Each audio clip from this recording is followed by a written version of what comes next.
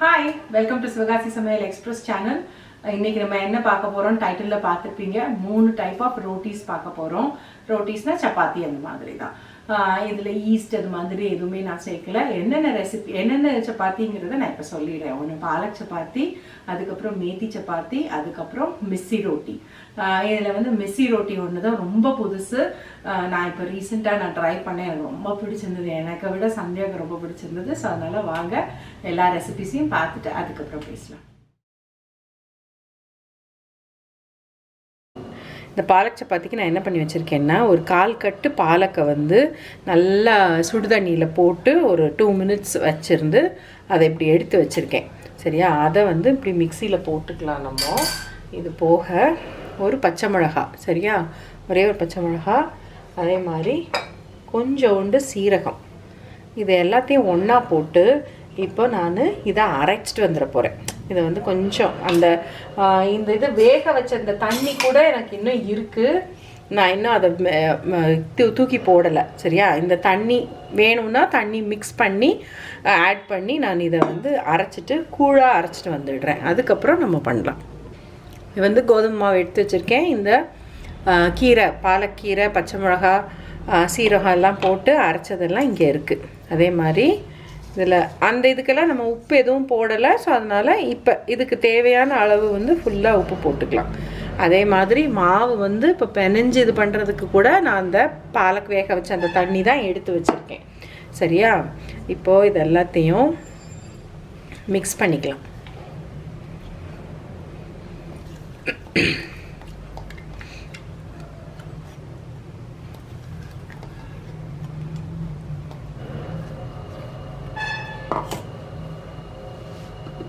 நான் இந்த தண்ணியை வந்து இந்த மிக்சியில் போட்டு நல்லா க்ளீன் பண்ணி அந்த தண்ணியவே நான் இதுக்கு யூஸ் பண்ணிக்க போகிறேன்.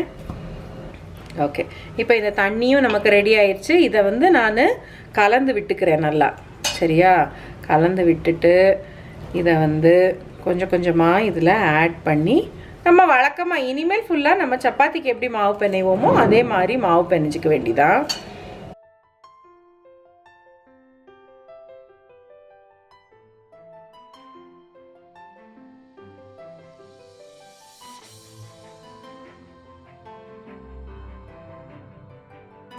இதுக்கப்புறம் மாவை வந்து நல்லா மூடி வச்சுடுங்க.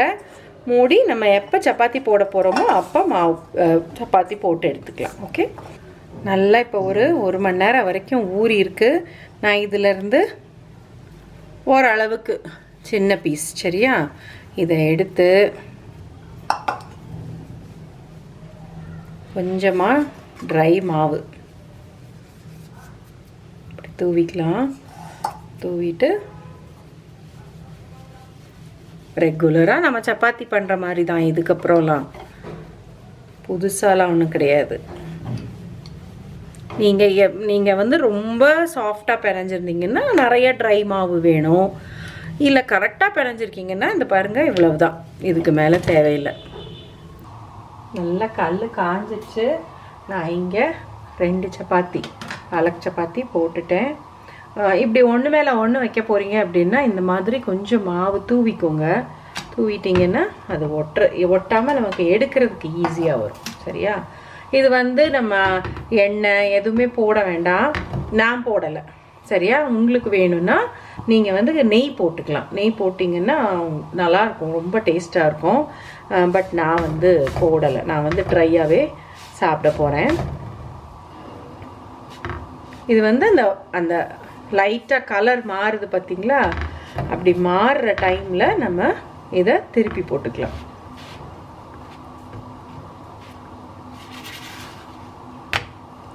பார்த்தீங்களா, கோல்டன் டாட்ஸ் வர ஆரம்பிச்சிருச்சு.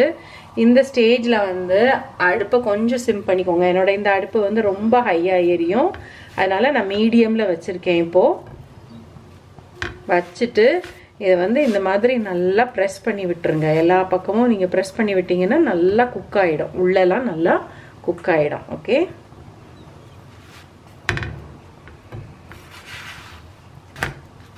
பார்த்தீங்களா, சூப்பராக ரெடி ஆயிடுச்சு பாலக் சப்பாத்தி. இப்போது இதை எடுத்து நான் சர்விங்க்கு வச்சிடுறேன். நான் இதே மாதிரி இன்னொன்னே நான் போட்டுடுறேன்.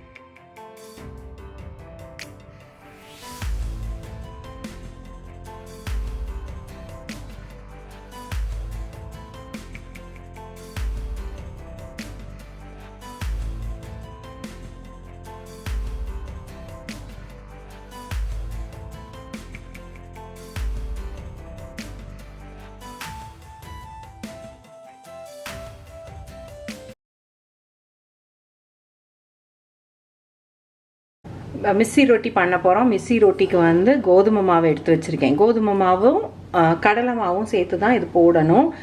கோதுமை மாவு எவ்வளோ எடுக்கிறோமோ அதே அளவு கடலை மாவு. நான் இந்த கப்பில் வந்து கோதுமை மாவு எடுத்தேன், அதே கப்பில் வந்து கடலை மாவு எடுத்திருக்கேன். இப்போது இது தூக்கி இப்படி வச்சிடலாம். இப்போ நான் வந்து ஒரு ஸ்பூன் சீரகம், ஒரு 1.5 ஸ்பூன் மல்லி விதை, இது ரெண்டையும் போட்டு இந்த மாதிரி லேசாக டோஸ்ட் பண்ணி வச்சுருக்கேன். நல்லா அந்த வாசம் வர்ற வரைக்கும், இந்த மாதிரி ஆற வரைக்கும் டோஸ்ட் பண்ணி வச்சுருக்கேன். இப்போது இதை வந்து நம்ம இதை இடிச்சுக்கலாம். இதை இடிச்சுக்கிடணும். இதை இடித்து, அதாவது பவுட்ரு பண்ணிக்கணும். இது வந்து நீங்கள் மிக்சியில் பவுட்ரு நிறையா செஞ்சு நீங்கள் பவுட்ரு பண்ணி நீங்கள் ரெடியாக வச்சுருந்தீங்கன்னா கூட ஓகே. ஆனால் நீங்கள் இந்த மாதிரி டோஸ்ட் பண்ணி பவுட்ரு பண்ணி வச்சிங்கன்னா தான் அது நல்லாயிருக்கும், அந்த ஃப்ளேவர் நல்லாயிருக்கும். ஸோ அதனால் இதை இப்போது நான் இடிச்சுக்கிறேன். அதுக்கப்புறம் அடுத்த ஸ்டெப் உங்களுக்கு காட்டுறேன். இது வந்து இந்த மாதிரி இடிச்சுக்கிட்டேன். நான் இதிலே தான் போட்டு இடித்தேன். இவ்வளோ இந்த நல்லா டோஸ்ட் பண்ணதுனால இந்த மாதிரி இடிக்க வந்துடும். இப்போது மாவு இந்த இருக்குது. இப்போ இதில் வந்து இந்த பவுடரில் வந்து எல்லாத்தையுமே நான் போட போகிறதில்ல. நான் கொஞ்சம் பார்த்துட்டே போடுறேன். நான் வேணும்னா இன்னும் கொஞ்சம் கூட நம்ம ஆட் பண்ணிக்கலாம், அப்புறமா கூட ஆட் பண்ணிக்கலாம். இதில் வந்து கொஞ்சமாக வெந்தயக்கீரை, dried fenugreek leaves, methi, kasuri methi இருக்கு இல்லையா, அது, அதே மாதிரி மஞ்சத்தூள், உப்பு, இது எல்லாத்துக்கும் சேர்த்து அதுக்கு வேணுங்கிற அளவு நீங்கள் உப்பு போட்டுக்கோங்க. இப்போது இதில் வந்து ஒரே ஒரு டீஸ்பூன் எண்ணெய் இப்போ போட்டுட்டு இப்போ இதை நல்லா மிக்ஸ் பண்ணி விட்டுட்டு அதுக்கப்புறம் நம்ம மாவு பிணையாது. இதுக்கப்புறம் நார்மல் ரெகுலர் ரோட்டிக்கு மாதிரி தான் மாவு பிணையணும்.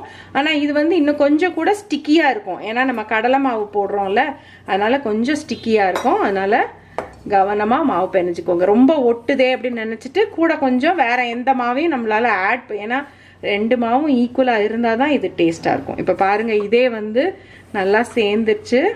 நான் எல்லாத்தையும் மாவை பிணைஞ்சிட்டு அதுக்கப்புறம் உங்களுக்கு காட்டுறேன். இந்த மாதிரி நல்லா மாவு பிணைஞ்சிக்கோங்க. கையில் ஒட்டுச்சுன்னா கையில் இருக்கிறது எல்லாத்தையும் எடுத்துட்டு நல்லா ஒரு கையை வாஷ் பண்ணிவிட்டு அதுக்கப்புறம் மாவு பிணைஞ்சிங்கன்னா இந்த மாதிரி ஆகிடும். இதுக்கப்புறம் நீங்கள் வந்து எண்ணெய் போட்டு மூடி வைக்கணும்னா மூடி வைங்க. ஆனால் நான் இன்றைக்கி எண்ணெய் போடலை, ஏற்கனவே நம்ம ஒரு ட்ராப் எண்ணெய் போட்டோம் இல்லையா, ஸோ அதனால் நான் போடலை. இப்போ இனிமேல் இதை மூடி வச்சுட்டு நான் இப்போது சாப்பிட போகிறேன். பசிக்குது, செம பசிக்குது. சரியா? இது வந்து நல்லா ஊறட்டும். நீங்கள் எப்போ இது பண்ணுறீங்களோ அப்போ எடுத்துக்கோங்க. இது வந்து கொஞ்சம் பெரிய சப்பாத்தியாக எடுத்துக்கோங்க. அண்டு ரொம்ப திக்காகவும் திரட்ட வேண்டாம், ரொம்ப தின்னாகவும் திரட்ட வேண்டாம். இந்த மீடியமாக திரட்டிக்கலாம். இது வந்து கண்டிப்பாக இது வந்து நிறைய ட்ரை மாவு தேவைப்படும். ஏன்னா இது வந்து கடலை மாவு ஒட்டும்.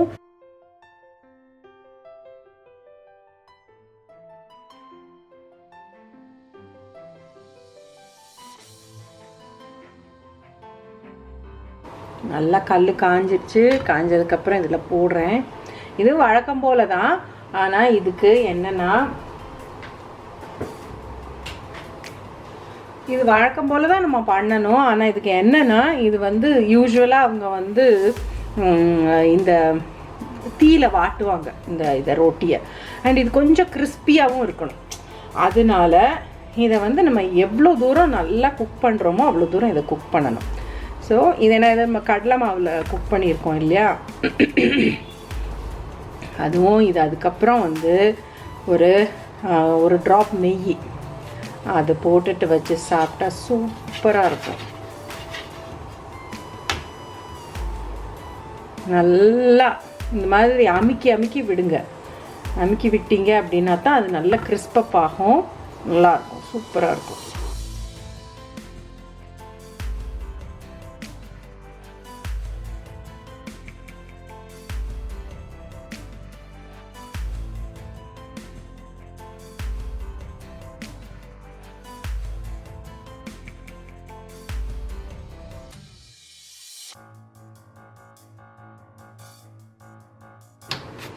நல்லா இந்த மாதிரி வந்ததுக்கப்புறம் இதை எடுத்து வச்சிடலாம். இதில் நான் வந்து இப்போ சூடாக இருக்கும் போதே கொஞ்சமாக நெய் போட போகிறேன். ஓகே, பார்த்தீங்களா சூப்பரான மிஸ்ஸி ரொட்டி. நான் இன்றைக்கி வந்து தால் பாலக் வச்சுருக்கேன், கோபி சப்ஜி வச்சுருக்கேன். ஸோ இதுதான் என்னோட இன்றைக்கி லன்ச்சு.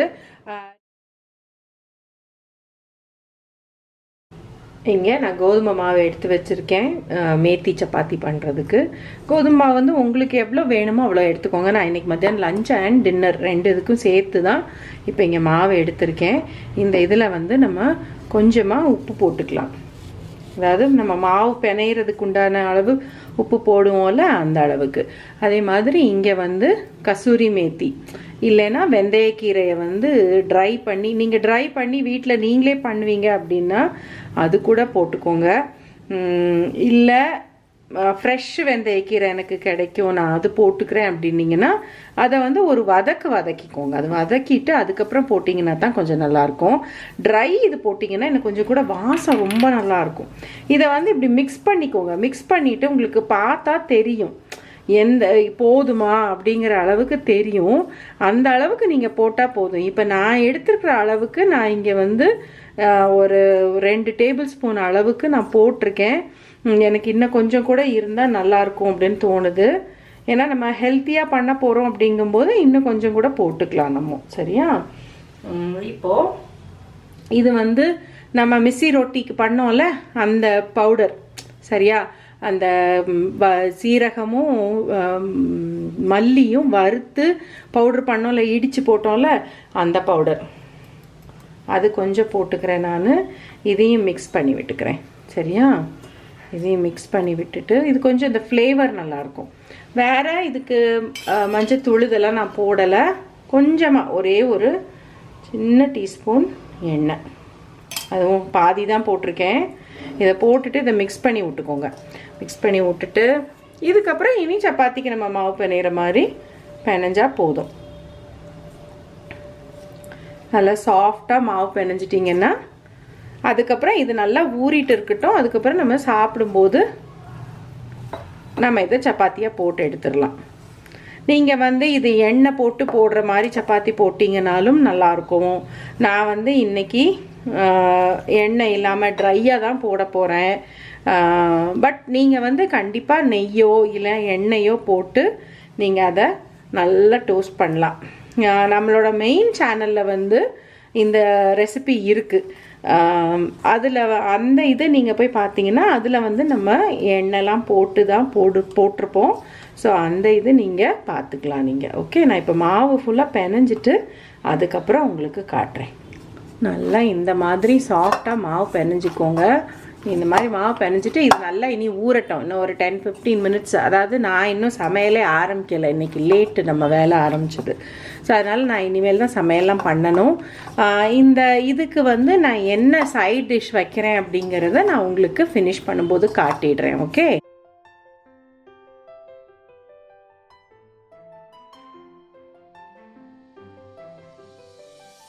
ஓகே. இன்றைக்கி கொஞ்சம் ஷேப்பு சரியாக வரல. வழக்கமாக ஒழுங்காக சர்க்கிள் வரும், இன்றைக்கி என்னமோ சரியில்லை. சரி, பரவாயில்ல. கல் நல்லா காஞ்சிட்ருக்கு. இப்போ இதை போட்டுக்கலாம். நான் வந்து இன்றைக்கி எண்ணெய்லாம் எதுவும் போடாமல் நான் சப்பாத்தி போடுறேன். ஓகேயா? ஆனால் இந்த சப்பாத்திக்கு வந்து கொஞ்சமாக எண்ணெய் போட்டுட்டிங்கன்னா இன்னும் டேஸ்ட்டாக இருக்கும். இன்னும் உங்களுக்கு அந்த இலை இருக்குது இல்லையா, அந்த வெந்தயக்கீரை இருக்குல்ல, அது வந்து நல்ல வாசமாக இருக்கும் எண்ணெய்லாம் போட்டிங்க அப்படின்னா. பட் நான் இன்றைக்கி போடலை.